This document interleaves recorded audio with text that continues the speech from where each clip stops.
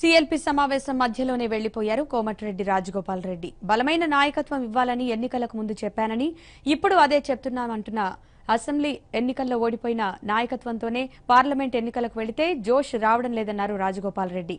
నాయకత్వ మార్పు అవసరమంటున్న రాజగోపాల్ రెడ్డితో మా ప్రతినిధి నరసింగరావు ఫేస్ టు ఫేస్.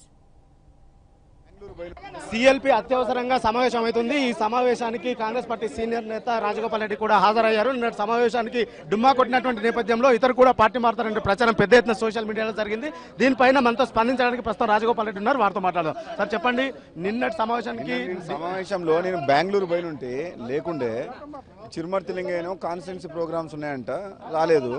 ఈరోజు ఇప్పుడు సిఎల్పి మీటింగ్ అని తెలవంగానే మా కాన్స్టిట్యున్సీలో ప్రోగ్రామ్ ఉండే, అయినా కానీ ఇప్పుడు సిఎల్పి మీటింగ్కు రావాలన్నా కానీ ఇమ్మటి రావడం జరిగింది.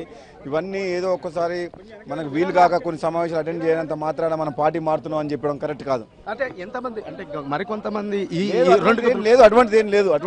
ఒక ఇద్దరు ఎమ్మెల్యేలు కూడా పార్టీ మారినటువంటి సందర్భం ఉంది. దీన్ని ఎట్లా చూస్తారు?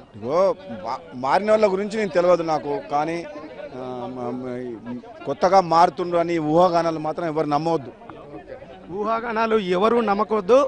ఖచ్చితంగా పార్టీకి సంబంధించినటువంటి ఎమ్మెల్యేలు ఎవరు కూడా పార్టీ మారరు అనేటువంటి ధీమాను రాజగోపాల్ రెడ్డి వ్యక్తం చేస్తున్నారు.